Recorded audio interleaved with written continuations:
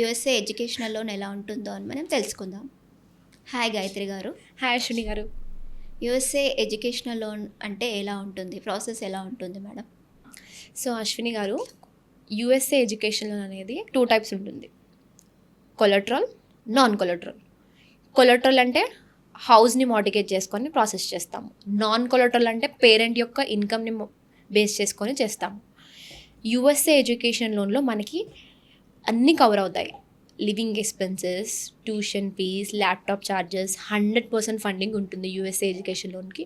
USA వెళ్ళే వాళ్ళకి మనం వితౌట్ ఇన్కమ్ సపోర్ట్ కూడా ప్రాసెస్ చేస్తాం. వితౌట్ ఇన్కమ్ ఎలా చేస్తారండి యూఎస్ఏ ఎడ్యుకేషనల్ లోన్కి? గుడ్ క్వశ్చన్ అశ్విని గారు.